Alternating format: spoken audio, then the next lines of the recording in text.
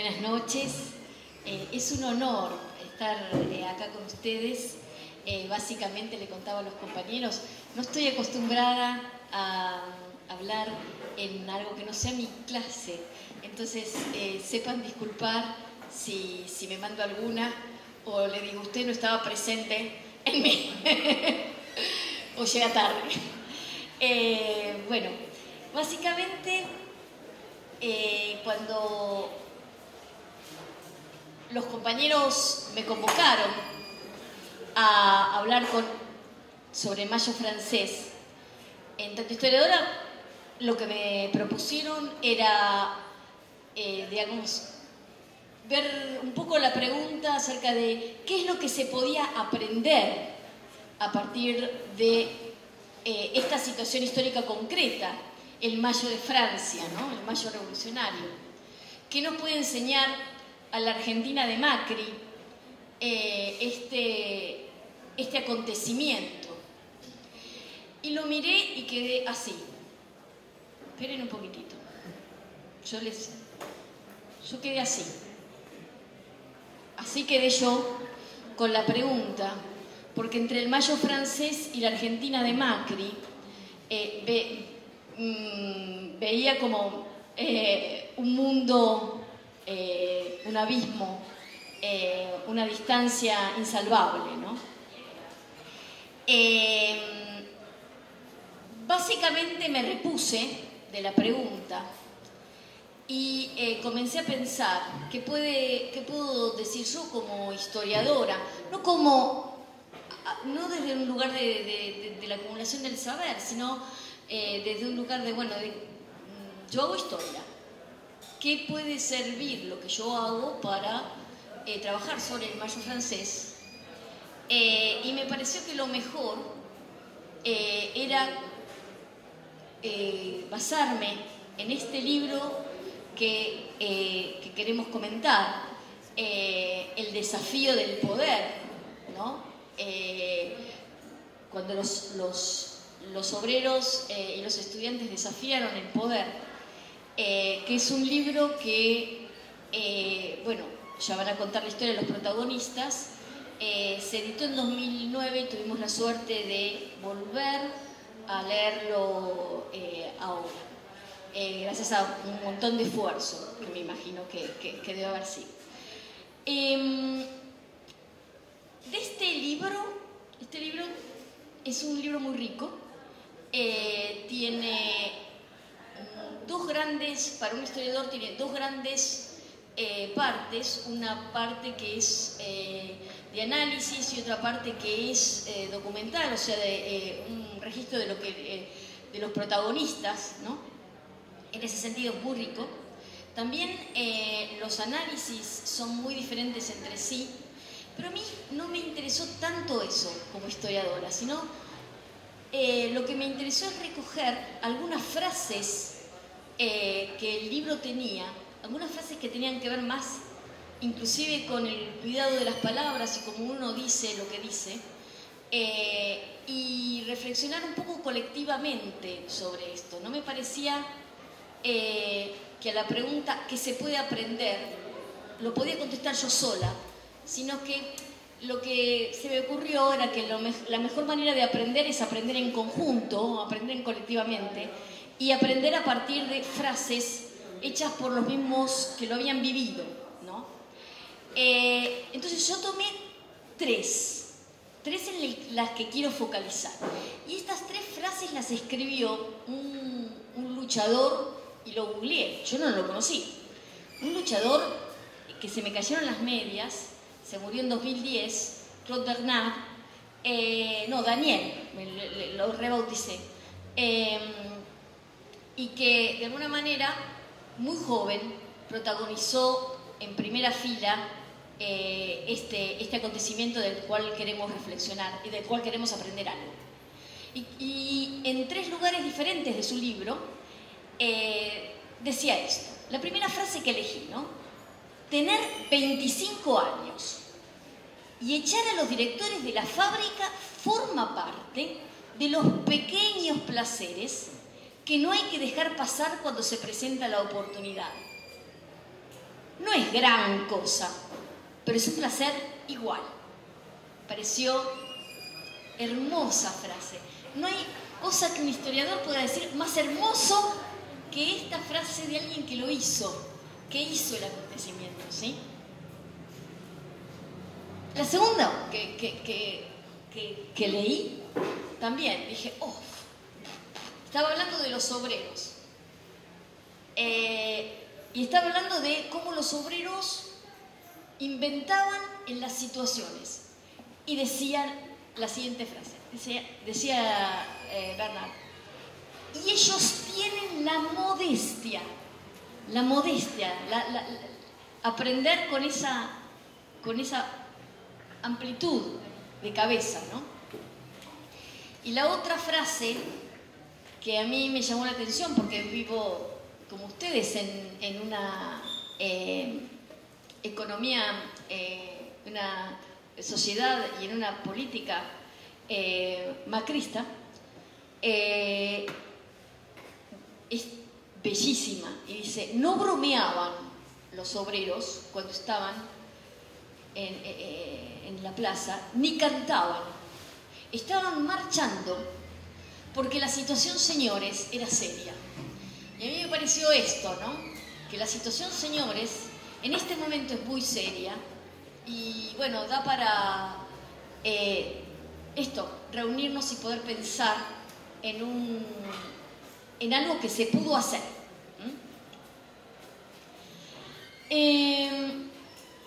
Vamos a la primera frase. Dice, tener 25 años y echar a los directores de la fábrica. Es algo que acá lo hicieron, ¿no? Acá hay alguien que lo hizo. ¿Tenías 25 años?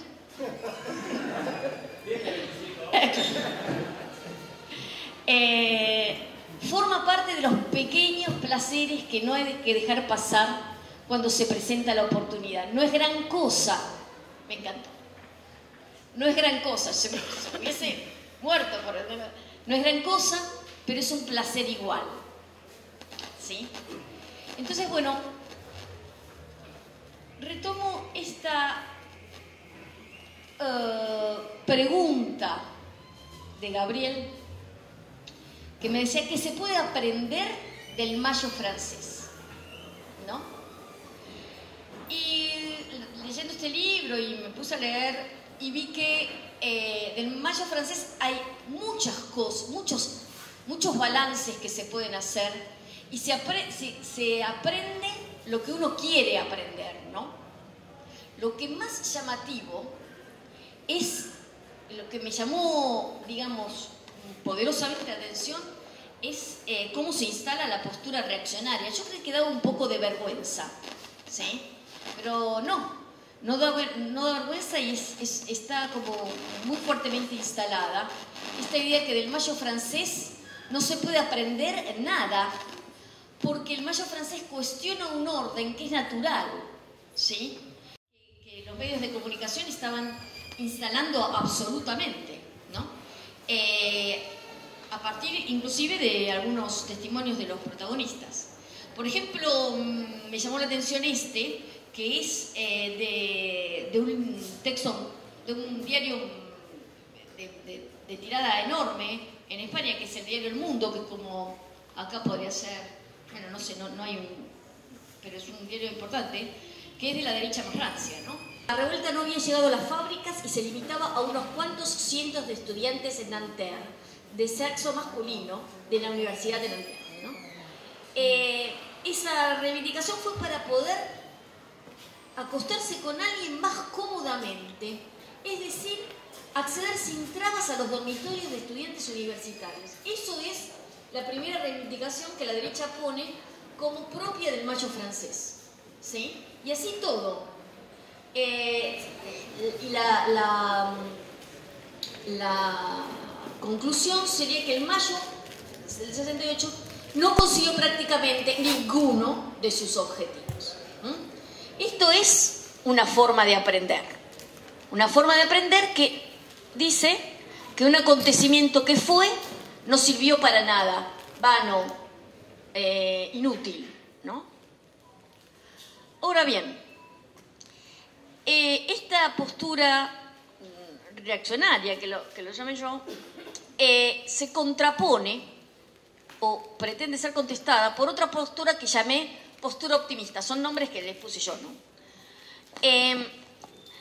Y así como se consideró que del Mayo no se podía aprender nada, estas otras posiciones intentan salir a la palestra diciendo que del Mayo en realidad, se puede aprender algo porque nosotros somos sus fieles herederos.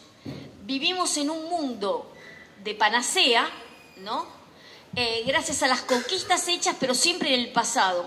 Son conquistas que dejamos atrás, son conquistas que se agotaron en el 68, en el mes de junio, duraron un mes, y gracias a ellas, a esta especie de lucha ancestral, nosotros podemos seguir viviendo y disfrutando de esta hermosa sociedad de consumo que nos rodea, ¿no?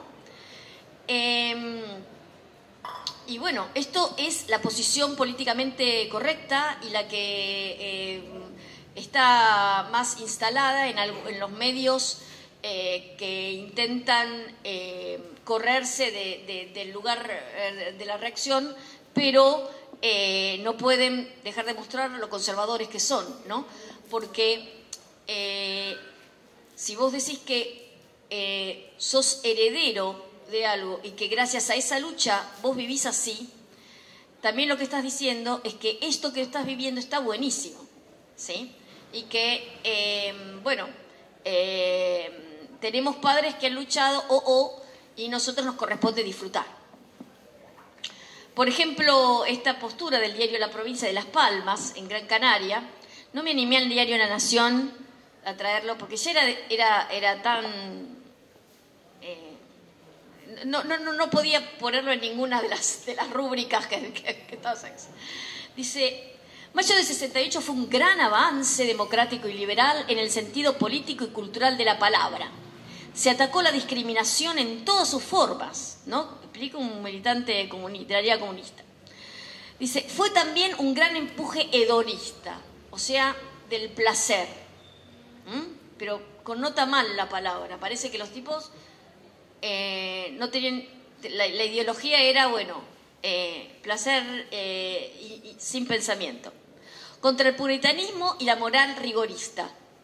Añade, se refutaron todas las formas del ejercicio autoritario del poder, no a la autoridad, sino al autoritarismo, al exceso, no al sistema. ¿Sí?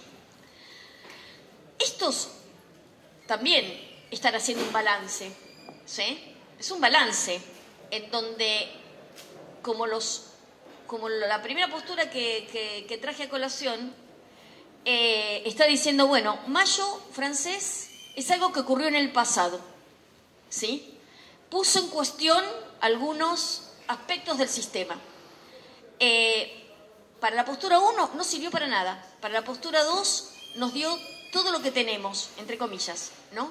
Pero en ambos casos el sistema está puesto como un sistema sobre el que es el orden natural de las cosas, ¿no? El orden que no es incuestionable. Una tercera toma de posición frente a este problema de que se puede aprender del Mayo francés. Yo la llamé la postura superadora, ¿no? Acá, a diferencia de las posturas anteriores que enumeré, se cuestiona el sistema actual, ¿sí?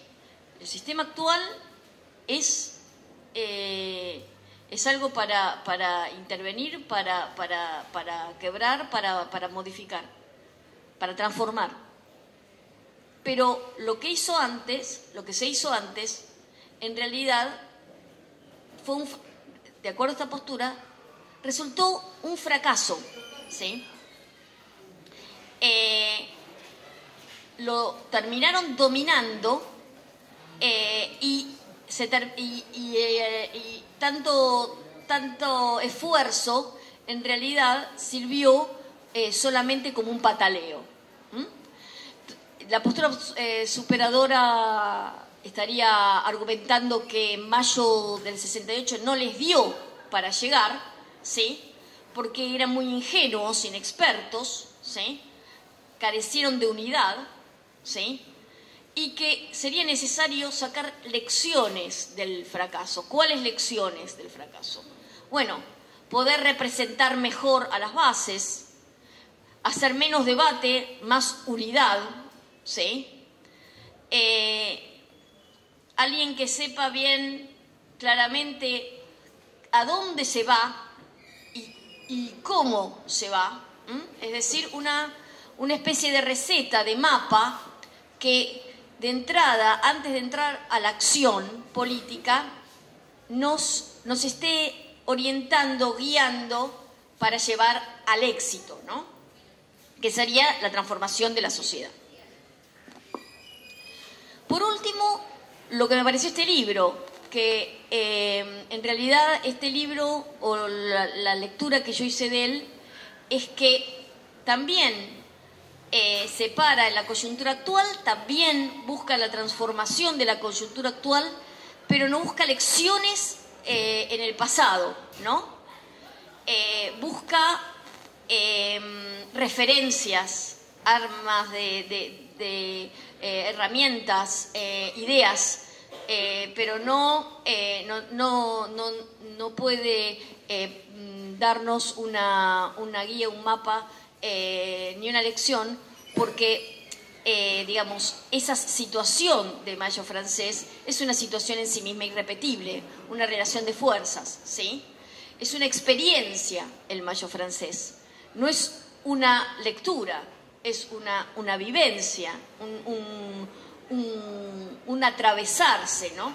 Pero no un atravesarse cualquiera, es un atravesarse revolucionario, es un acontecimiento orientado por una ideología. Se busca transformar la sociedad, pero de alguna manera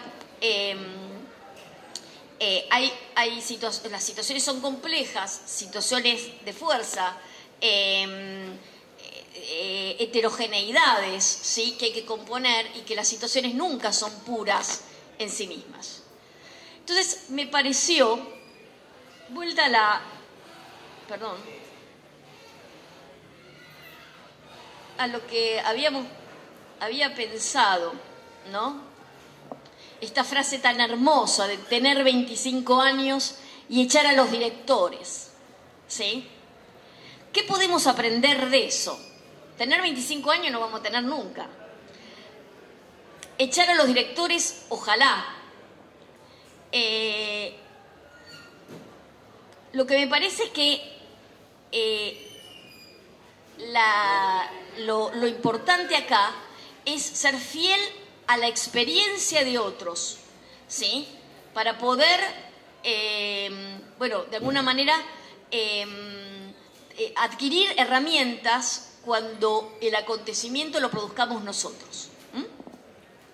Eso es básicamente lo que se me había ocurrido pensar. La segunda frase.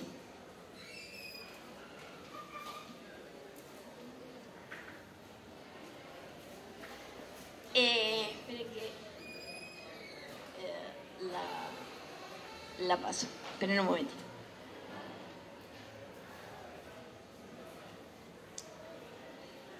Y tienen la modestia, ¿sí? Esa es la segunda frase que me llamó la atención. ¿Por qué sería importante la modestia en un movimiento revolucionario? ¿No parece muy cristiano? No sé, les pregunto. ¿No les parece muy cristiano hablar de modestia? La modestia es una de las 4 virtudes que se le ponen al emperador Augusto, por ejemplo, antes del cristianismo, y que los cristianos retoman. La modestia.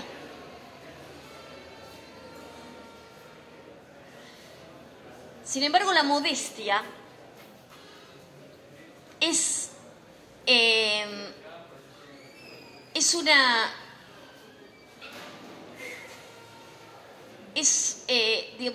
la condición para poder aprender, ¿sí?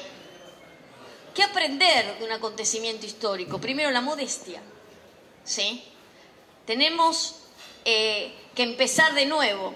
Buenaventura Durruti decía, hay un mundo nuevo en nuestros corazones, ¿sí? Hay que empezar de nuevo. Pero ¿por dónde? No hay mapa. Entonces, bueno, básicamente la paciencia del aprender. Y leyendo el libro, un poco en lateral, me di cuenta que estas experiencias revolucionarias, tanto de obreros como de estudiantes, habían inventado muchísimo, ¿sí? Y no es que lo habían, en algunos casos habían aprendido de las situaciones históricas, y en algunos casos tuvieron que inventar ahí.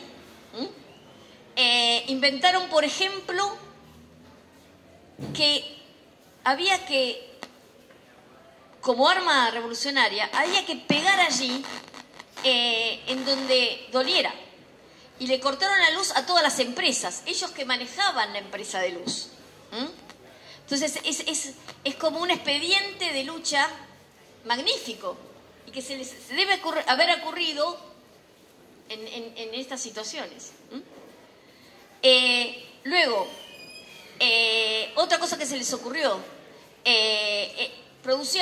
una fábrica producía alimentos, ¿sí? Y en vez de irlos a vender y consolidar las relaciones de mercado, lo que hacían era distribuirlos en geriátricos y hospitales a cambio de algunas cosas que se producían allí. Por ejemplo, en geriátricos, cosas que les podían llegar a dar en esas comunidades. Otro, los comités de fábricas, ¿sí? Parece muy una forma de lucha muy natural, pero en ese momento esa horizontalidad, esa discusión abierta, porosa, resultó una herramienta fundamental en el trabajo. Otro era el comité de enlace, muy importante, porque era la primera vez que dos sectores tan heterogéneos como obreros y estudiantes podían reunirse y direccionar un acto político, una intervención política, un acontecimiento. Entonces, el enlace no estaba de entrada, estaba en situación, lo tenían que inventar allí. Había que tener modestia, ¿sí? Había que poder bajarse del caballo y conversar, poner en discusión, probar, equivocarse, estrategias concretas, políticas concretas, ¿no? Y por último, la autogestión en empresas. Esta idea que nació en el Valle francés, que luego fue muy bastardeada, pero que era una idea de recuperar empresas para los que lo habían producido, para los que producían allí. Entonces, ¿qué se puede aprender? ¿Se puede aprender de un acontecimiento histórico una lección aplicable a esta situación, a esta Argentina macrista?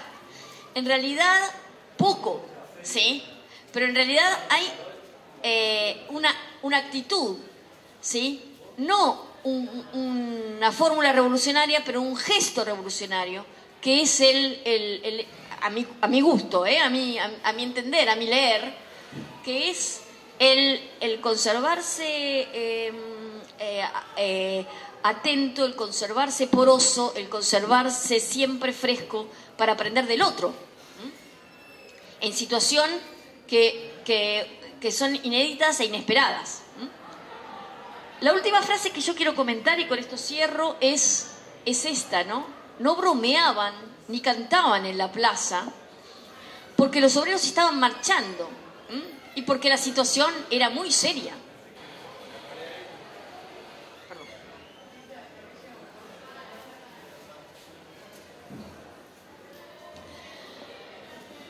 La situación es seria, no da para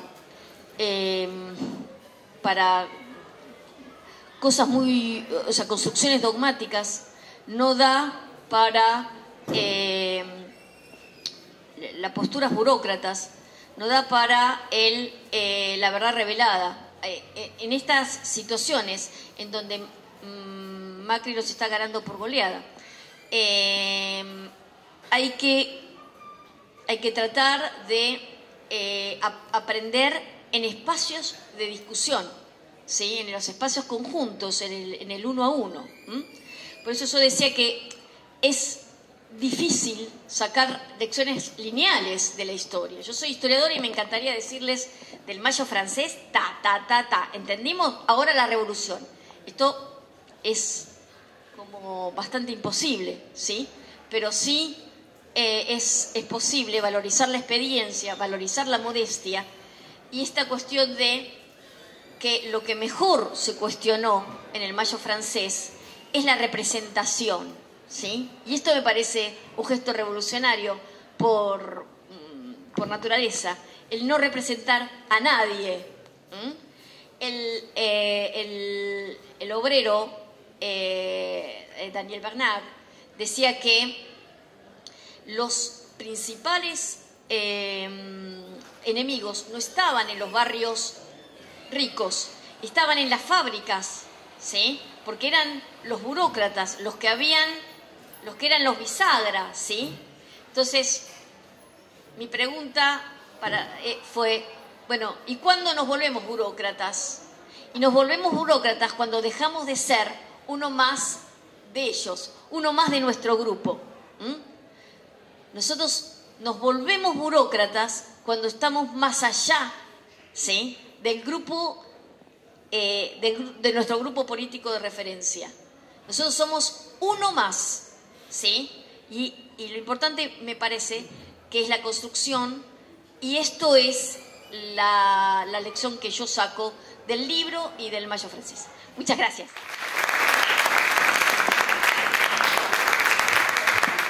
El primer punto que me parece relevante es efectivamente intentar pensar en qué sentido el Mayo francés fue un acontecimiento y en qué sentido se inscribe en la historia del momento y cuáles fueron sus impactos, digamos, que fueron varios, fueron diversos.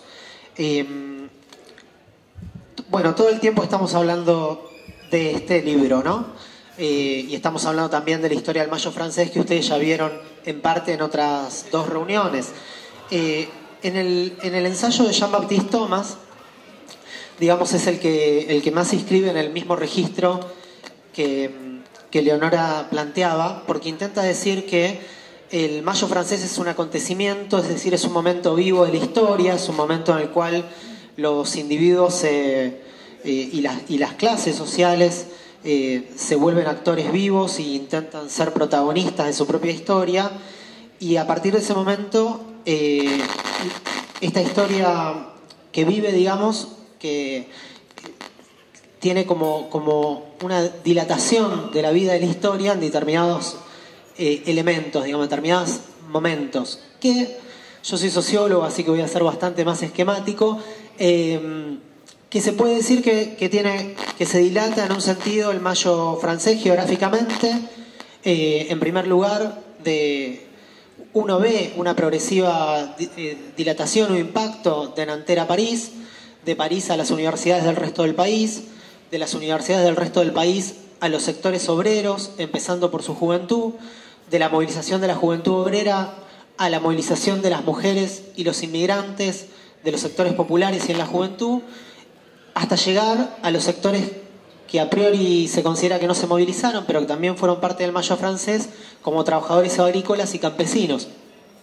Es decir, que se generó una gran crisis nacional a partir de un acontecimiento que tenía causas muy profundas, sobre las cuales me voy a referir ahora, y en las cuales los acontecimientos históricos se vivían con mucha seriedad y con mucha intensidad. Hay una película interesante que relata la vida de un estudiante que fallece, del impacto del fallecimiento lamentablemente, bueno, el fallecimiento es por suicidio de este estudiante, que ya moría a los 30. Es decir, todos tenían la sensación de que la historia, y ahí sí la historia con mayúsculas, les tocaba la espalda, digamos, que las cosas que estaban haciendo eran acontecimientos históricos que podían cambiar el curso del momento. Eso me parece que nos lleva un poco a la pregunta que hacía Leonora de qué podemos pensar y qué podemos aprender de esta historia. Bueno, esos acontecimientos no son muchos, digamos, no son constantes. Es decir, en la historia de Francia es 1789, 1848, 1871, 1934 y 36, 1945, 1968. Es decir, son todos momentos de ascenso de la lucha de clases.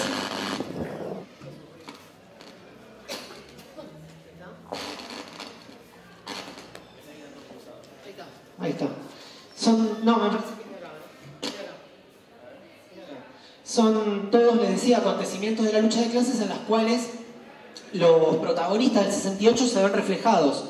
Es decir, los izquierdistas del 68 se llaman a sí mismos 68eros, así como los protagonistas de la Comuna de París se llaman Communards, y así como los que habían protagonizado 1848 se llaman 48eros.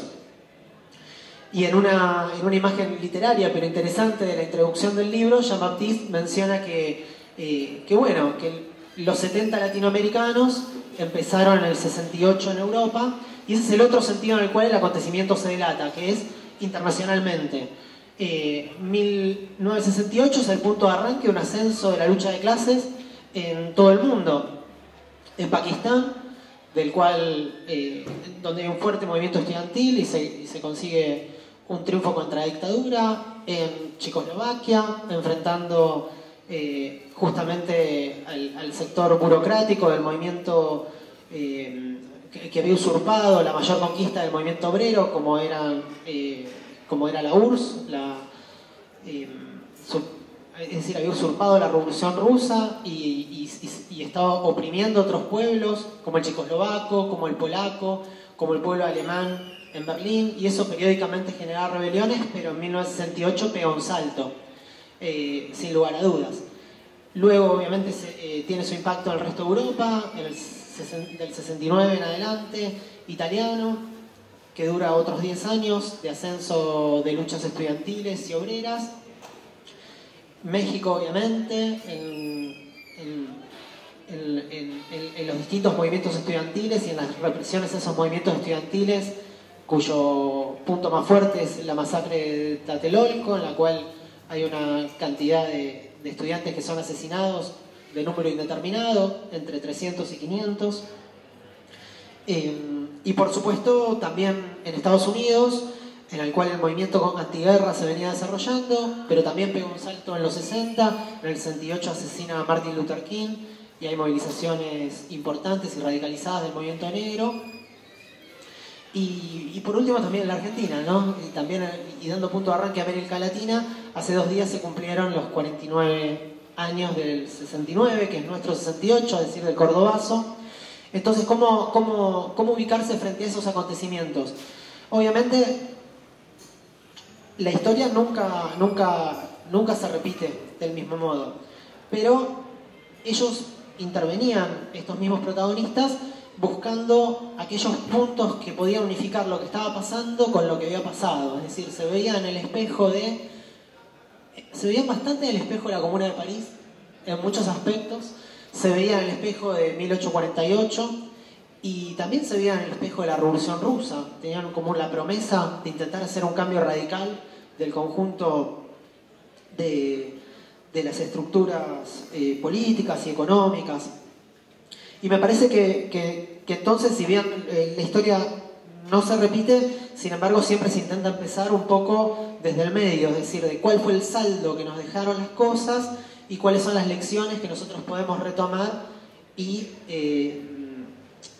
intentar poner en acción realidades diferentes que nos tocan, etcétera, etcétera. Hace poco, en estos momentos todavía hay un movimiento social en Francia nuevo, enfrentando al gobierno de Macron, que hace unas tentativas de reforma del estatuto de los trabajadores del ferrocarril, que hace también ataques a la seguridad social, que hace ataques a las condiciones de ingreso y permanencia en la universidad, y surgió un fuerte movimiento estudiantil con tomas de entre 2.000 y 3.000 estudiantes en determinados momentos, que uno los ve y se ve todo el tiempo como las consignas del Mayo francés, el imaginario del Mayo francés está ahí, digamos. No porque imaginen... bueno, de hecho yo en el día de ayer estaba viendo una entrevista que hacía Tariq Ali, que es justamente el principal dirigente estudiantil, escritor del movimiento estudiantil 68, pero en Inglaterra, que le hace una entrevista a una historiadora y profesora universitaria también, pero también activista de este movimiento, que se llama Ludivine Batigny, que acaba de publicar un libro importante en Francia sobre el Mayo francés, y le dice, pero vos creés, le dice Tariq Ali, vos creés que realmente en este movimiento que está ocurriendo ahora la gente piensa que se puede hacer algo parecido al Mayo francés? Y ella le dice, sí, yo creo que sí. En el sentido de que los jóvenes ven que obviamente las condiciones son diferentes, pero que hace varios años que están luchando frente a las consecuencias de una crisis económica larga, arrastrada desde 2008 en adelante, están enfrentando los planes de reforma en la universidad que están asentados en el Plan Bolonia, están enfrentando a los gobiernos, han enfrentado al gobierno de Sarkozy hace un tiempo, y muchos de ellos como liceístas, y ahora están enfrentando el gobierno de Macron, y ven sobre todo que sus expectativas no van a ser, sus expectativas de vida van a ser, a pesar de su formación académica, van a estar peor que la de sus padres. Entonces hay determinadas situaciones que hay como una vacancia de alternativas, digamos, el mejor momento del neoliberalismo ha pasado. Macri es un neoliberal a destiempo, es decir, un señor que nos viene a decir que si uno se esfuerza mucho, una especie de meritocracia, uno merecería determinadas cosas. Pero sin embargo, en el resto del mundo eso está completamente en crisis.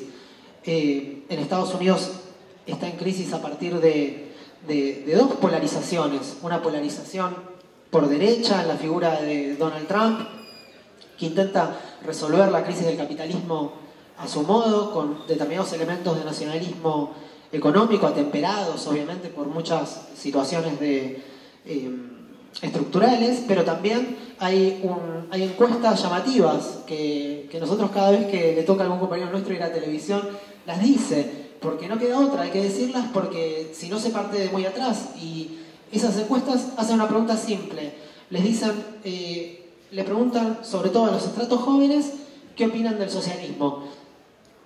No sé qué tienen en la cabeza de qué es el socialismo, pero sin lugar a dudas lo ven como el negativo del capitalismo. Entonces dicen, si es el negativo del capitalismo, algo bueno tiene que tener.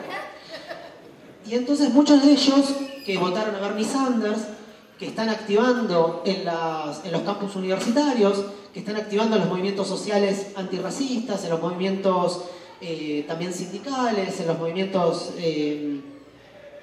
de apoyo a los trabajadores inmigrantes, están empezando a abrirse a una nueva alternativa política, lo cual por supuesto no es garantía de nada, pero de la cual el Mayo del 68 puede mostrar algunas cosas importantes. Me apuro con respecto a eso. Me parece a mí que Mayo del 68 presenta un triple cuestionamiento. Un cuestionamiento a la explotación capitalista en un periodo en el que paradójicamente se venía de 2 décadas de crecimiento económico, incluso de pleno empleo, mejoramiento en el mercado laboral y americanización de la sociedad francesa, la cual, para que ustedes se den una idea, el movimiento obrero industrial francés en 1968 es el pico máximo de porcentaje, es decir, es el momento de mayor industrialización en la cantidad de trabajadores, el momento en que la clase obrera industrial particularmente tiene mayor proporción en general. A partir de ahí todo comenzó a ir para atrás. Pero lo interesante es que surgió igualmente en ese contexto, en principio de recreación de condiciones de un estado de bienestar, un cuestionamiento importante a los ritmos de trabajo, a lo que en Francia se llama demandas cualitativas del movimiento obrero. Es decir, demandas que nos permiten pelear por el tiempo de trabajo, pelear porque no haya opresión en la fábrica, por atemperarla, pelear obviamente por condiciones materiales mejores, etc. El segundo aspecto, el segundo cuestionamiento importante y que es muy revulsivo y que está en los orígenes netos del Mayo francés, es el cuestionamiento de la opresión imperialista. Ahí todos más o menos sabemos que Mayo francés comenzó por una movilización de 300 estudiantes del Comité Vietnam de base que revientan un local de American Express. A partir de eso, un sector de ellos es apresado y el movimiento estudiantil de Nanterre funda un movimiento de solidaridad que se va a llamar 22 de marzo y pide por la liberación de ellos. Es decir, obviamente que había demandas, ¿no? Por lo que decía el diario español, obviamente que había demandas de todo tipo, entre ellas las demandas por el acceso a las distintas salas en las cuales dormían los estudiantes, pero era porque había escasez también de lugares donde dormir, etc. Pero eso no era lo más importante, sino que el movimiento estudiantil francés se estaba radicalizando a partir de haber participado de la crítica a la dominación imperialista, de haber participado en la crítica a la dominación de su propio imperialismo en Argelia. Recientemente leí un artículo de uno de los protagonistas, se llama Isaac Joshua, que es economista, y que dice, prácticamente la totalidad de los dirigentes estudiantiles del Mayo salió de la politización de la lucha contra la guerra de Argelia, que había sido muy cruenta y que había sido también muy combativa en las calles. Es decir, en el 61, 62 había habido movilizaciones muy fuertes, tanto de los argelinos, que sufren una represión brutal, de la cual tienen 300 asesinatos por parte del gobierno de Gaulle, como también de distintos sectores que a la izquierda, de los partidos de izquierda tradicionales, como el Partido Socialista o el Partido Comunista Francés, que no estaban por la liberación efectiva del pueblo argelino, sino que estaban por la paz, es decir, no estaban por el triunfo del pueblo colonial, sino que estaban porque se detenga la guerra civil y no por tirar abajo el estatuto de coloniaje de Argelia. Eso había radicalizado fuertemente a sectores del movimiento estudiantil, que al mismo tiempo hacían sus propias experiencias. En el 66 hay una lucha importante de los estudiantes de Estrasburgo y como conclusiones de esa lucha sacan un manifiesto junto con un sector de intelectuales del movimiento situacionista. Ese manifiesto se llama Sobre la miseria estudiantil. Y el manifiesto habla de un conjunto de críticas, de demandas. Está el cuestionamiento a la sociedad capitalista, está el cuestionamiento a la burocracia stalinista en la URSS, está el cuestionamiento al imperialismo, está el cuestionamiento de la alienación que se vivía en la sociedad de posguerra, un poco lo que decía el militante de la Liga Comunista en el sentido de cierta sociedad puritana, etc. Es decir, hay toda una crítica que nace en el Mayo que forma integrante del Mayo francés y que se fortalece posteriormente al Mayo francés, que obviamente es la crítica por los derechos individuales, por los derechos de liberación sexual, por los derechos de las mujeres. Es el punto de arranque de una serie de movimientos importantes como esos, que por ejemplo el movimiento de mujeres conquista en el 74 el derecho al aborto, en Francia y en el 75 en Inglaterra.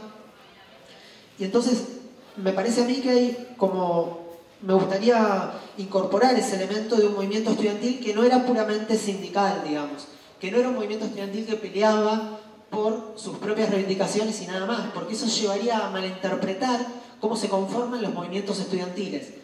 El movimiento estudiantil es, desde mi punto de vista, y desde el punto de vista del libro y de la revista Ideas de Izquierda que editamos, en la cual hicimos un bonito dossier sobre la experiencia de 1918 y la reforma universitaria, y sobre la experiencia de 1968, justamente para poner en discusión el problema del movimiento estudiantil. El movimiento estudiantil es una capa social sensible, heterogénea desde el punto de vista de su composición, es decir, que quizás son hijos de diferentes tipos de familias obreras, familias de clase media, incluso algunos de familias más acomodadas.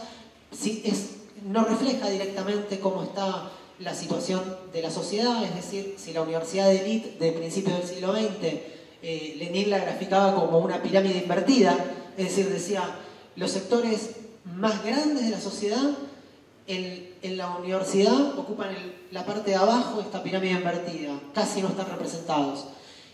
Los sectores populares, la clase obrera, etc. Mientras que por el contrario, los sectores de la élite, y en la Argentina es un caso muy clave, digamos, en el momento de la reforma del 18, no hay más de 2 decenas de miles de estudiantes en todo el país.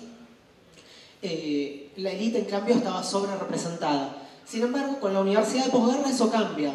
Digamos que esa pirámide se transforma en un rombo, y en el cual los sectores de élite tienen menos representatividad y se trasladan a universidades privadas, etc. Los sectores medios ganan en inserción en la universidad y los sectores populares todavía siguen ingresando a cuentagotas y con pequeñas proporciones, aunque por muchas razones, que no son las que dijo María Eugenia Vidal ayer. Obviamente reivindicamos las universidades de proximidad en ese sentido y criticamos las limitaciones que tiene, porque debería haber condiciones económicas para poder no solo ingresar a la universidad, sino permanecer en la universidad, graduarse en la universidad, tener salida laboral en la universidad, etcétera, etcétera. Bueno, en mayo del 68 se discutía ese problema. Se discutía, y lo discutía Pierre Bourdieu, cómo la universidad podía permitir o no que ingresaran los hijos de los trabajadores y cumplieran un rol en eso, y sobre todo el movimiento estudiantil obviamente no tenía una ilusión de que la universidad en sí misma resolviera las cosas, sino que buscaba una resolución en el conjunto de la sociedad. Quiero ver si...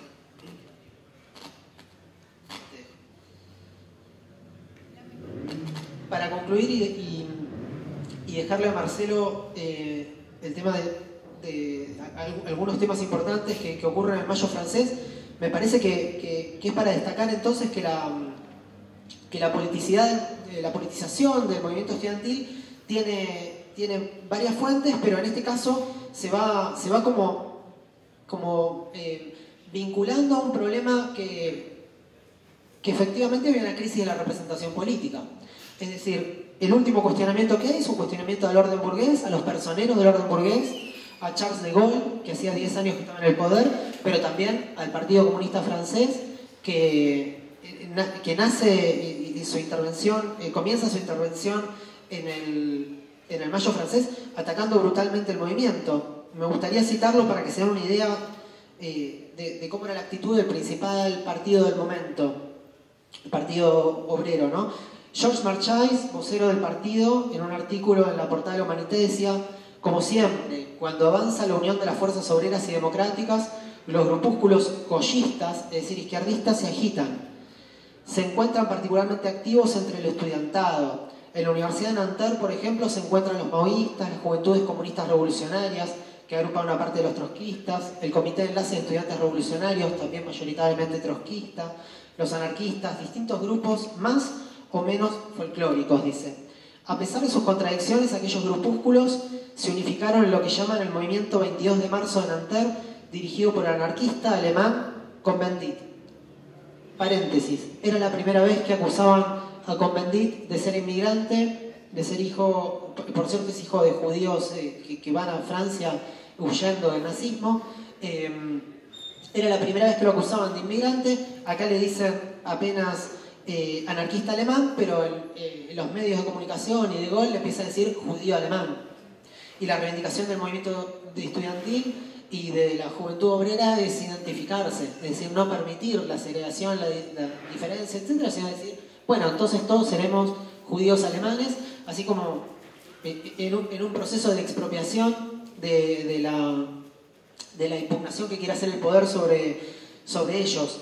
Ese es más o menos el tono con el cual comienza el movimiento. ¿Y cuál era el tono de los estudiantes? Bueno, los estudiantes cuando iban a ser procesados en la Sorbona, el día mismo que comienzan las manifestaciones que desembocan en la primera noche de las barricadas, uno de los jóvenes que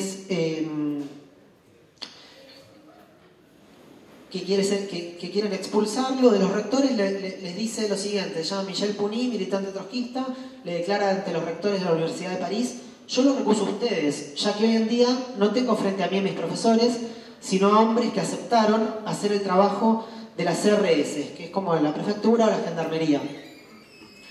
Bueno, ese era el nivel de seriedad y de politización que había. Posteriormente, quiero decir algo más sobre la seriedad del asunto, porque efectivamente el movimiento de conjunto comienza a tomar una radicalización importante en 3 semanas de huelga general. Hay tomas muy importantes de fábrica, ya venía habiendo desde el año anterior, es decir, que no nace de la nada, pero comienza a darse una situación en la cual el primer momento en la cual, por ejemplo, filósofos muy importantes como Jean-Paul Sartre interpretan que se da un primer momento de lo que llama la Revolución Francesa, un primer momento en el cual las masas espontáneamente conformando todos los elementos que mencionaste recién, como comités de enlace entre obreros y estudiantes, como tomas de distintos establecimientos, de la politización del conjunto, los estratos medios también, porque los escritores forman parte, los cineastas forman parte, etcétera, etcétera, todo en un gran movimiento que renueva la temática del surrealismo algunas décadas después, y que tiene como sentido intentar hacer algún tipo de cambio de fondo. Y en ese primer movimiento no queda resuelto el problema de la representación de la autoorganización y el problema de la representación política democrática que las masas se tenían que dar a sí mismos. Es decir, si se pensaban en el espejo de la Comuna de París, no tenían, como tenía así la Comuna de París, una conformación de delegados que pudiera hacerse del poder, aunque sea por un periodo de tiempo. Eso faltó, es decir, eso es lo que lamentablemente faltó en el Mayo, y por eso en parte, después de los acuerdos que hay, que se levanta la huelga, de los llamados acuerdos de Grenelle, la consigna que más se motoriza no es más que un debut, continuemos el combate. Es decir, todo el tiempo se empieza a pensar cuál es el segundo aliento de este movimiento, y en ese segundo aliento la búsqueda es de una dirección de la votación de delegados en los lugares de fábrica, delegados estudiantiles secundarios que cumplen un rol muy importante, delegados en todos los lugares de trabajo. Ustedes saben, la televisión, por ejemplo, se autonomiza bastante, votan delegados propios en una de los canales de televisión y pueden entonces pasar todas las voces. Por ejemplo, podrían evitar lo que nos pasó a nosotros hace 2 semanas, que cuando los obreros del subte van a la huelga, que es un legítimo derecho, los medios de comunicación son una batería de ataques que tienen poca... Bueno, pero eso solo ocurre porque hay despotismo de los empresarios en los lugares de trabajo. Eso no ocurre porque la gente está en contra de los que luchan o está en contra. La gente parte, en principio, de reconocerse en las demandas que también sufre. Es decir, generalmente todos empiezan diciendo la demanda es legítima. Bueno, la demanda es legítima y luego empiezan a actuar los factores que te coercionan. Es decir, bueno, en el caso de la televisión, la empresa, etcétera, etcétera. Entonces me parece que ahí hay un problema que es interesante y en el cual es interesante sí sacar lecciones del Mayo, y me parece, culmino con esto, digamos, me parece que tenía razón Sartre, digamos, y lo menciona Sartre adrede porque no piensa exactamente igual que nosotros, sino que es una conclusión que él saca, digamos, que él saca por sí mismo. Obviamente se había puesto del lado del pueblo argelino, se había puesto del lado del movimiento estudiantil, pero no tenía la idea, no era un militante trotskista, era el principal filósofo marxista de la posguerra. Y dice, bueno, faltó un partido. Eso es lo que yo considero que faltó. Porque obviamente veía la defección del Partido Comunista, sobre el cual también había tenido sus idas y vueltas. En eso creo que Sartre tiene una razón absoluta, y muchas veces, eso se replica, digamos, eso es necesario resolverlo, pero da para debates más largos. Gracias. Buenas noches. Primero agradecer la invitación que hicieron los compañeros de la Juventud del PTS de acá de la Universidad General Sarmiento, aunque bueno, ya he sido habitué a visitarlos por otros motivos, un poco por la fábrica gestionada que tenemos los trabajadores en el Parque Industrial de Garín. Pero bueno, hoy me toca hablar un poco de este libro que se reeditó. No voy a meterme mucho en el libro porque que es muy lindo, que es para leerlo, pero creo que hicieron un resumen muy interesante, tanto Gastón como Leonardo. Macron,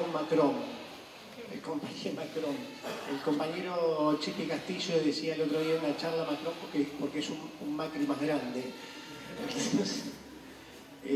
Bueno, hace frío, ¿no? Vamos a tratar de ser muy breve. Quiero retomar un poco lo que planteaba Gastón en relación a las influencias que tenía el movimiento. Porque no se parte de cero, sino que es un proceso que viene de varios años anteriores, una experiencia muy rica que tiene el movimiento estudiantil. La guerra de Argelia es una colonia francesa desde 1830, comienza una guerra encabezada por el Frente de Liberación Nacional argelino, en el año 1954, si no me equivoco, que se extiende por varios años. No nos vamos a detener ahora en el proceso argelino, que es muy interesante, pero en Francia comienzan los estudiantes un proceso de solidaridad, formando comités de apoyo y demás, en lucha contra su propio imperialismo, ¿no? Contra su propio país, que la clase dominante de su país, que era el país agresor sobre Argelia. Ese fenómeno se va a volver a repetir, eso se va a dar hasta el año 62, que triunfa y se declara la independencia argelina. Esto se va a volver a repetir y va a pegar un salto importante con lo que fue la guerra de Vietnam. Toda la guerra de Vietnam va a funcionar en el movimiento estudiantil como un gran catalizador de enormes luchas que se van a dar. Y este proceso no se va a dar dentro de la dirección oficial. El Partido Comunista para esos años tiene más de 300.000 afiliados. O sea, estamos hablando de un dominio del Partido Comunista enorme, basado, digamos, en tener el prestigio de la resistencia y demás al fascismo. Ese Partido Comunista no va a ser el que encabece la lucha contra la agresión imperialista en Vietnam, sino por el contrario se van a reeditar los comités que llevan adelante los estudiantes con influencias de sectores independientes, de izquierda, anarquistas y trotskistas. Incluso el pedido del Partido Comunista era paz para Vietnam. Y a diferencia de esto, el conjunto de los estudiantes se van a movilizar pidiendo el triunfo de los trabajadores y el pueblo vietnamita en esa lucha antiimperialista. Es decir, que se planteaban la derrota del imperialismo, del principal imperialismo del planeta, cosa que va a suceder algunos años después, porque se le ganó alguna vez al imperialismo, por más que ahora nosotros lo veamos como algo lejano, o como lo traducen muchos intelectuales interesados del gran capital, diciendo que es imposible derrotar al imperialismo. Parte de esa verborragia es la que utilizan hoy día en nuestro país también para decir que es imposible, por ejemplo, dejar una medida tan simple como es de soberanía nacional, como es dejar de pagar la deuda externa. Entonces empiezan los coros a decir: no, ¿cómo vas a hacer eso? Te van a bloquear, te vas a alejar del mundo, etcétera, etcétera, como si hubiese en este momento grandes inversiones en Argentina, ¿no? Pero bueno, volviendo, ahora, nosotros si miramos de alguna manera la película del Mayo francés, en el sentido de ver cómo se van dando los acontecimientos, vamos a ver que irrumpe en forma muy enérgica el movimiento estudiantil durante varios días, un movimiento estudiantil que va a llevar adelante una huelga ante las medidas de Gaulle sobre los cambios académicos que va a dictar sobre la universidad. Y el 2 de mayo va a estallar los primeros movimientos y los acontecimientos se van a ir desarrollando durante varios días y va a llegar para el día 10 a que haya 40, 50.000 estudiantes en las calles y se organizan la noche creo que es de las barricadas en el barrio latino, un barrio donde los estudiantes habían logrado expulsar a los fascistas, y se organiza la gran noche de las barricadas con enfrentamientos terribles con la CRS, que es la policía militar, digamos, de Francia. Y si nosotros nos detenemos ahí, de alguna manera se podría incluso darle la razón a muchos de estos intelectuales interesados que han mandado al olvido que el Mayo francés no solo fue una revuelta estudiantil, porque este proceso generó ya el movimiento obrero previamente se había hecho una manifestación muy importante el 1 de mayo donde se habían movilizado 100.000 personas, estamos hablando del 1 de mayo de ese año, del año 68, y había hecho algunas huelgas importantes, interesantes entre los metalúrgicos fundamentalmente, o la huelga de Sudabatio el mes anterior al inicio del mayo del 68, y ese movimiento obrero va a ver cada vez más la necesidad de unirse a los estudiantes. Los estudiantes van a marchar, incluso van a llevar adelante una consigna que es importante detenerse a pensarla, ¿no? Porque los estudiantes marchan y le dicen, van a las fábricas de los obreros y les dicen, obreros, tomad la bandera de lucha de nuestras frágiles manos. Es decir, que quieren ejemplificar que las manos de los estudiantes son frágiles si no tienen la mano del movimiento obrero en esa lucha, porque es la clase social que puede cambiar, paralizar tiene el poder de paralizar la economía y reorganizarla sobre otras bases. Entonces, yo me quería detener en eso porque el Mayo francés va a dar a partir del día 13 que el Partido Comunista, primero condenando al movimiento estudiantil, como lo señalara Gastón, llamándolo izquierdistas revoltosos, y a su dirigente como inmigrante alemán, haciéndole favores de Gaulle, que después lo llamaría judío alemán, y la gran respuesta del movimiento estudiantil diciendo somos todos judíos alemanes. El movimiento obrero se va a plegar y va a desarrollar una serie de huelgas que van a culminar con una gran huelga general que va a abarcar, donde van a hacer, lo que decía Gastón es interesante porque estamos hablando de un movimiento obrero que era poderoso, es decir, que tenía un número importantísimo de una cantidad importante de personas organizadas dentro de las grandes estructuras fabriles por ejemplo, la Renault, Citroën, la Peugeot, el mismo Sudabatio y demás, algunas textiles, etcétera, que conformaban un gran movimiento obrero. Ese movimiento obrero va a terminar haciendo una huelga muy extensa que va a abarcar a 10 millones de personas. El número por ahí, incluso en el libro ustedes van a encontrar diversas opiniones sobre los números y demás, pero estamos hablando, lo que sí se coincide es que estamos hablando de la huelga más importante que ya se ha desarrollado en el mundo occidental en el siglo XX. Entonces, ese enorme acontecimiento le va a dar paso a una gran unidad entre el movimiento obrero y el movimiento estudiantil. Eso que dejó planteado, desde nuestro punto de vista, dejaba planteada la posibilidad de derrotar al régimen de Gaulle y abrir camino a la lucha por el poder.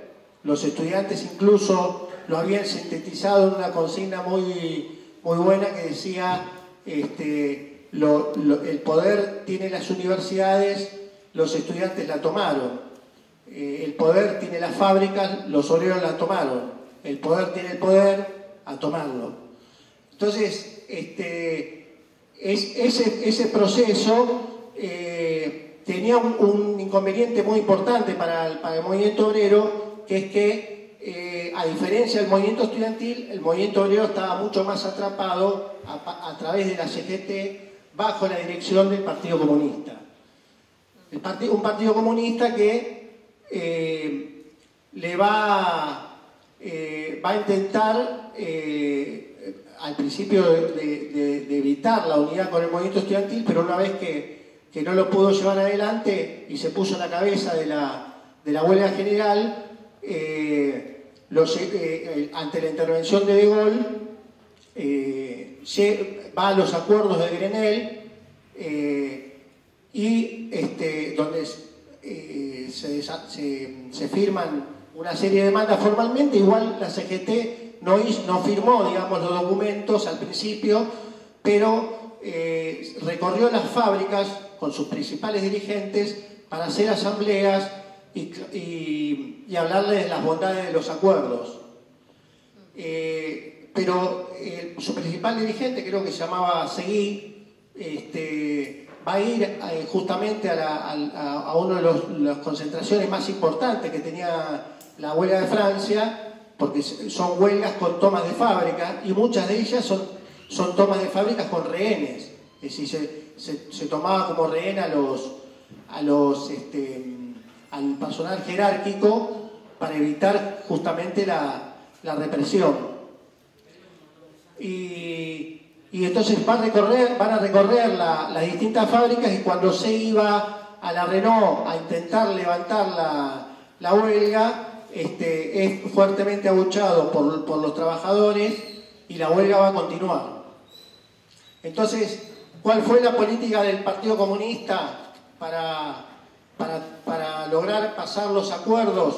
Bueno, dividir las luchas fábrica por fábrica y llevar acuerdos de aumentos salariales, y cambiar el aumento salarial por la poderosa unidad demostrada en las calles, y eso va a permitir después completar la derrota del Mayo francés con la acción de las CRS y la política de Gaulle de una represión brutal que va a dejar algunos muertos en las fábricas de Peugeot, Citroën y Renault. Entonces, lo primero para mí es que se pueden sacar lecciones muy importantes del proceso del Mayo francés, y en primer lugar es que es un acontecimiento que pone en cuestión el conjunto del orden burgués, que se va a extender por distintas regiones del planeta, que es lo que marcó muy bien Gastón, y que esa poderosa unidad solo pudo ser derrotada a partir de la acción de su dirección, que era el Partido Comunista estalinizado, y la falta de una herramienta propia construida en los momentos previos, es decir, de un partido revolucionario que le disputara la dirección al Partido Comunista,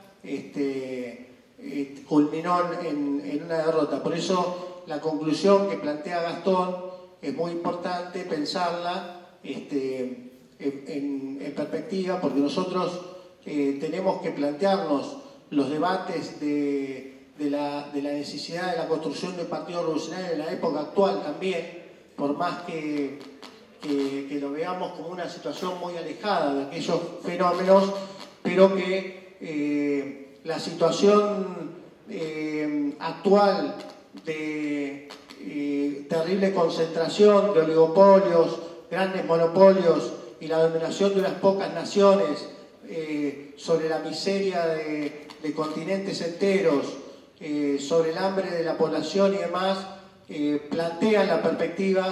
planteando la perspectiva de que es necesario terminar con este sistema de explotación y poner en marcha a un sistema que para nosotros es el comunismo.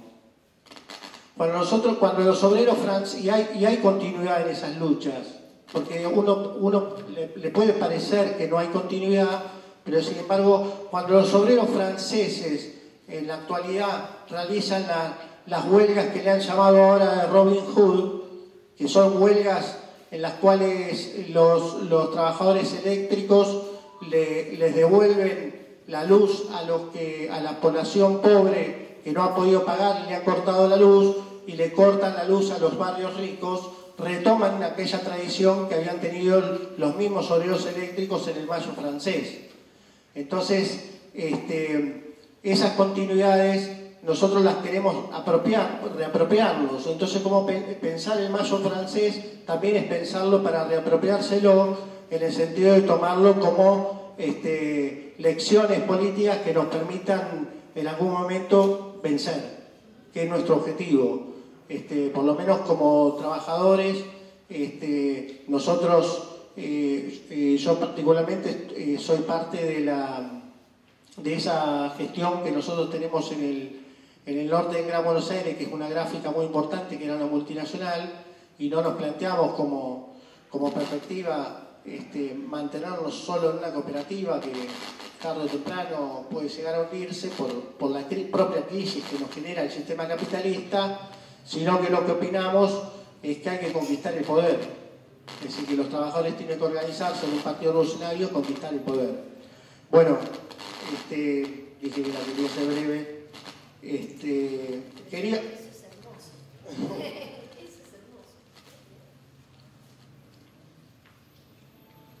Hablando de continuidades, yo quería hacerles una lectura de una canción que se cantaba no en las cárceles de los detenidos del Mayo del 68, sino en las cárceles de lo que fue la Comuna de París del año 1871. La Comuna de París fue la primera revolución obrera triunfante en la historia, aunque duró 70 días, y que fue derrotada a sangre y fuego con una masacre que abarcó más o menos alrededor de 30.000 personas. Se peleó barricada por barricada para poder terminar con esa experiencia enorme que habían hecho, la primera experiencia de un movimiento obrero muy nuevo, pero que había tenido la audacia de llevar adelante esa lucha después de que la propia burguesía francesa abandonara y dejara los campos a merced de la invasión de los prusianos, y bueno, una gran combatiente de esa época que se llama Louis Michel escribió esta canción. Cuando la multitud hoy muda, ruja como el océano y a morir esté dispuesta, la comuna resurgirá. Volveremos multitud sin número, vendremos por todos los caminos, espectros vengadores surgiendo de las sombras. Vendremos estrechándonos las manos. La muerte llevará el estandarte. La bandera negra velo de sangre y púrpura florecerá bajo el cielo llameante. Eso lo escribió Louis Michel en las cárceles de 1871 en la Comuna de París. Bueno, esa continuidad de esa lucha de la que habla Louis Michel, de que va a renacer la Comuna de París, la podemos ver en el renacer que tuvo en el año 68 la pelea de los estudiantes y los obreros contra el régimen de De Gaulle y contra el imperialismo francés.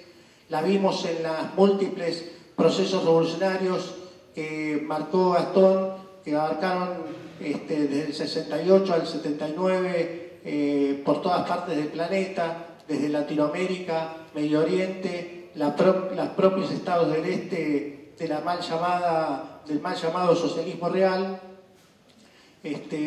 Y lo podemos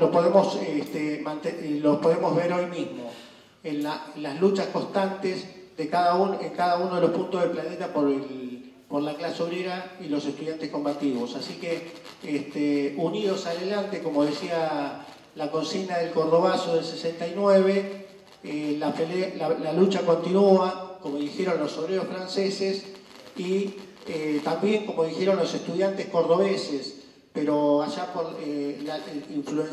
enormemente influenciados por lo que fue la Revolución Rusa, que fue la segunda revolución obrera triunfante, pero la más grande de la historia, y que le costó al imperialismo y a la burguesía restaurar el mercado capitalista, esta vez no 70 días, sino más de 70 años. A pesar de esas deformaciones burocráticas, dejaron esa conquista, y esos estudiantes cordobeses que fueron la cabeza de la reforma universitaria del 18, nos decían justamente que los dolores que tenemos son las libertades que nos faltan.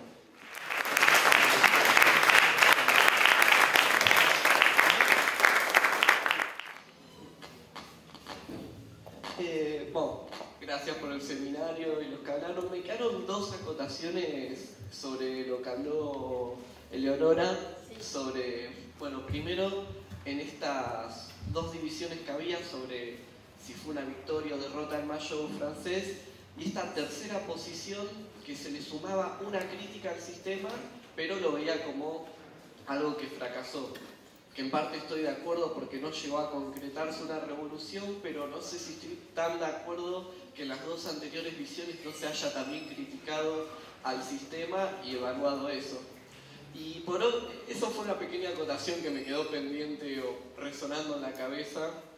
Y por otro lado era el comentario ese sobre que no había cantos o que la gente no estaba bailando, festejando o mostrando alegría, porque era una cuestión de un escenario bastante serio, como en el país acá también pasó en el 2001, pero aún así, cuando el presidente se fue en helicóptero, la gente estaba bailando y eso. Eso personalmente me quedó en la mente, ¿no? Realmente yo cuando milito, trato de ir con las personas del barrio, vamos con los del amor, o sea, el baile no va a faltar y eso, aunque estemos en las peores condiciones, ¿no? No sé si acá todos vieron Los Simpsons, me imagino que sí. ¿Se acuerdan cuando estaban reclamando los obreros de la fábrica y estaban cantando con una guitarra? Entonces a Burns se le sale la cabeza y le dicen: están cantando, cantan sin lavadoras, cantan sin licuadoras, cantan sin batidoras, totalmente desconectado, un capítulo muy obrero, así que espero que todos los que estamos acá vieron Los Simpsons, pero no pienso hacer la revolución con personas que no vieron Los Simpsons. Y por otra parte, cuando hablamos de si se puede dar, de cómo lo vemos al Mayo francés en la actualidad, tenemos las condiciones que están afectando a los obreros, ¿no? Y también a los estudiantes. Ayer la gobernadora Vidal diciendo textualmente: es justo llenar la provincia de universidades públicas cuando todos sabemos que nadie que nace en la pobreza llega a la universidad, ¿no? Tremendo, porque ni siquiera está atacando a la pobreza, está atacando a los pobres, a las personas que nos cuesta llegar a la universidad. Yo no soy ejemplo de nada, pero me vine con las monedas justas en la sube bajo la lluvia. Ese ruido no es problema dado de que yo estoy resfriado y suena así con interferencia y todo. Y por otro lado, tenemos estos ataques también cuando se votó esta ley para parar un poco los tarifazos, ¿no? O al menos revertirlo un año, y ya aprobado, que se aprobó con 37 a favor, 30 en contra y una abstención, ya avisando que se va a vetar. Entonces, no me acuerdo quién había mencionado que la historia no siempre se repite, pero da las condiciones, que es el mismo capitalismo el que vuelve a dar las mismas condiciones y no se va a repetir de la misma manera. Quería mencionar esas dos acotaciones y eso, compañeros y compañeras, espero verlos en las calles, pero con construcción política.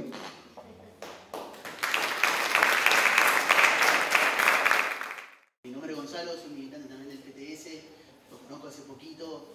Este seminario, digamos, el Mayo francés, yo mucho conocimiento no tenía, tuve, a pesar de unas pocas lecturas, pero la sensación que tengo más como estudiante y como militante es que los estudiantes, y yo antes de conocer los episodios del Mayo Francés, tenía las ilusiones o tenía esos pensamientos en la cual se podía lograr, y viendo esto, lo del Mayo Francés, esa experiencia, cómo se hace carne, o cómo los trabajadores y los estudiantes se vuelven protagonistas, esa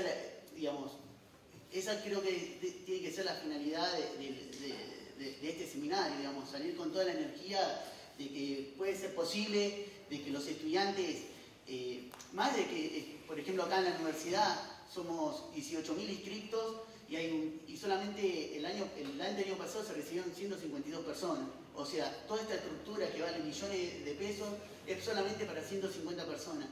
Entonces, a mí eso me genera rabia, y también me veo en un sistema privilegiado en el cual puedo venir a la universidad, puedo tener conocimiento de esto, y que si no hago nada y lo tomo como algo solamente intelectual, me siento egoísta. Egoísta no solo por no transmitir esas ideas, sino egoísta, no sé, a mi viejo que nunca pudo ir a una universidad, no pudo conocer estas ideas, en la cual a mí en cierto punto me emociona esto. Y volviendo al tema, yo le quiero hacer una pregunta al Pollo. Cuando hiciste la toma de fábrica, ¿qué viste reflejado del Mayo Francés? ¿O cómo motivás a los trabajadores? Porque la verdad, digamos, yo como estudiante y como militante quiero cambiar esto. Quiero cambiar este sistema de raíz, quiero tener las herramientas, quiero hacer, digamos, no cometer los errores pasado, por eso uno está hace estas cosas, estudia, se profundiza en el tema, pero a mí me genera mucha curiosidad y me da mucha fuerza el saber de que como compañeros míos, como ciertos sectores, va aprendiendo de que es posible. Yo, digamos, una de las pocas experiencias que tuve fue con el conflicto de PepsiCo, en la cual estuve casi todos los días, o estuve en los momentos también del desalojo, y yo decía, bueno, es un puñado de trabajadores, y decía, bueno, sin embargo, está bien, lo desalojaron, pero retrasaron la reforma laboral. Entonces, con lo que decía acá el compañero, no hay que pensar o pensar en el Senado de que la tarifa la van a vetar, especular con eso, porque son los mismos, defienden los mismos intereses. Entonces, si las tarifas no la vetan o no en la Cámara de Senado, diputado, o la reforma se llega a aprobar o no hay que depender de eso, porque no hay que pensarlo de forma electoralista, porque si en una fábrica organizado se pudo retrasar, digamos, una reforma laboral a nivel nacional, yo creo que con la experiencia del Mayo Francés, creo que es todo posible. Y volviendo, te reformulo de nuevo la pregunta, cuando hiciste la toma de fábrica, ¿qué sensaciones tenías? Si sentías que había algo del Mayo Francés ahí entre los compañeros, o si lo citabas para darle fuerza a los trabajadores. Te voy a desilusionar, porque tenía una situación bastante particular yo, que era que una semana antes de que se fuera la empresa de la fábrica, que cerrara sus puertas, había tenido un incendio en mi casa, se me quemaron los brazos, estuve 20 días en coma y demás, y así que no estuve en la toma de la fábrica, no participé. De todas maneras, así que cuando me enteré lloré.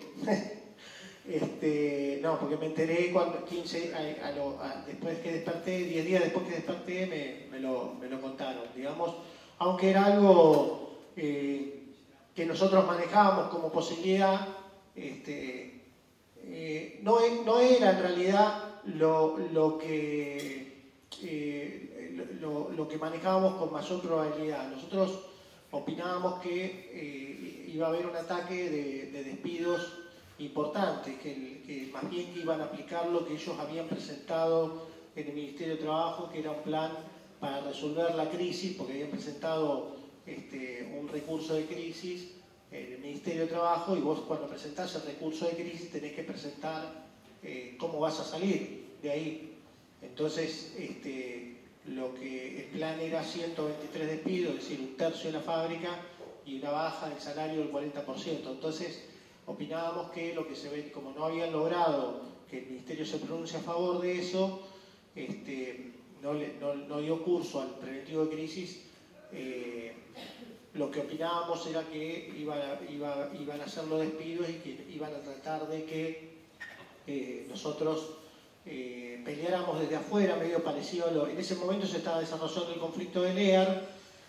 Si los que no vivieron en aquel momento no lo conocen, era un conflicto de una autopartista metalúrgica que se desarrollaba en la Panamericana con, no sé cuántos cortes hubo, 20 cortes, no me acuerdo, innumerable cantidad de cortes en la Panamericana, enfrentando la gendarmería del gobierno nacional y popular, que tenía como jefe de esa gendarmería el cara pintada Sergio Berni.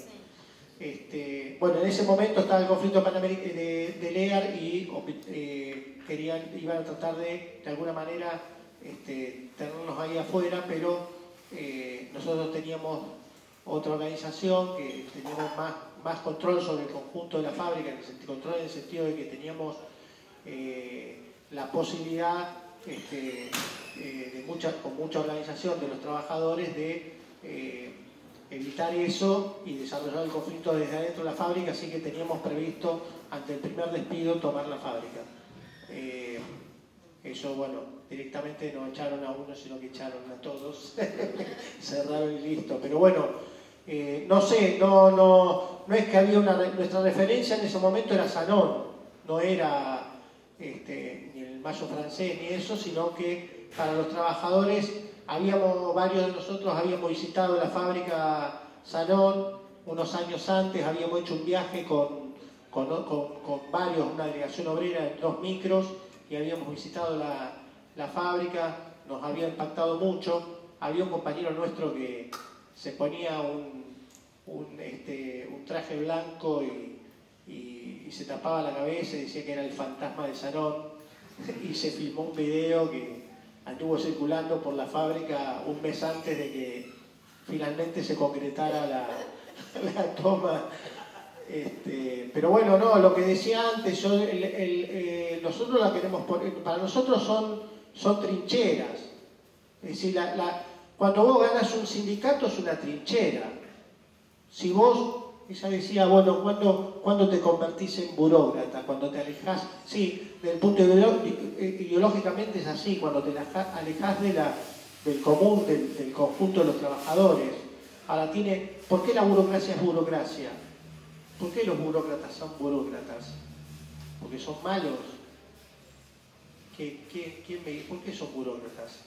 ¿Por qué Moyano nos llama al paro? ¿Por qué no lo hace? ¿Porque es malo? No. Es porque defiende prebendas. Es una cuestión material. La burocracia es burocracia porque tiene una cuestión material para defender. El burócrata sindical no necesita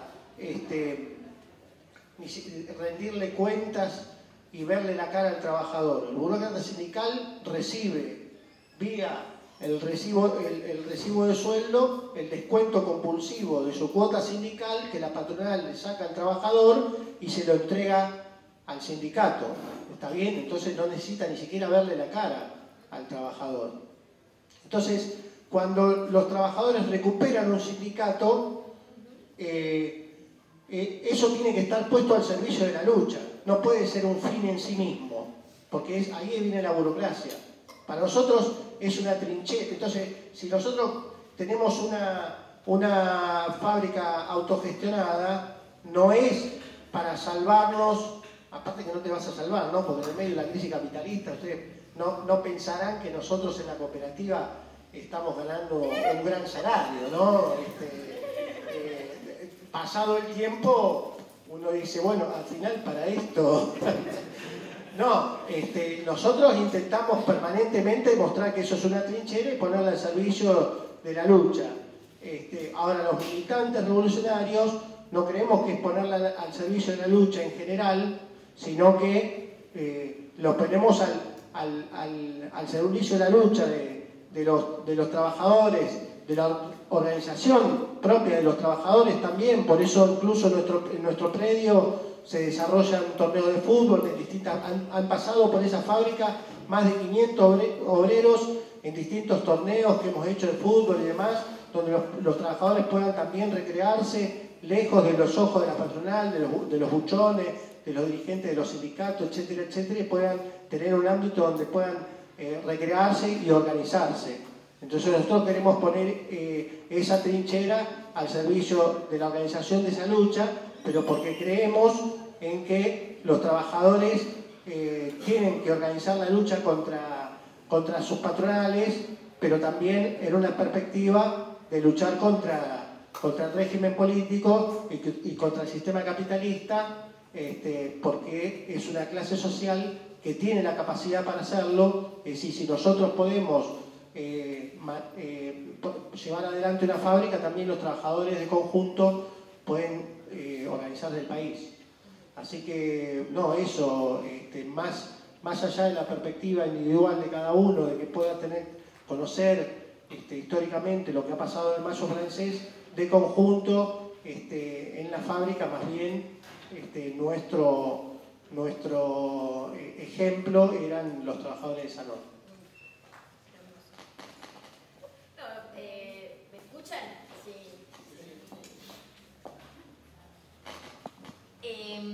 Hermosa la pregunta que hiciste y me parece, qué sé yo, me encantó.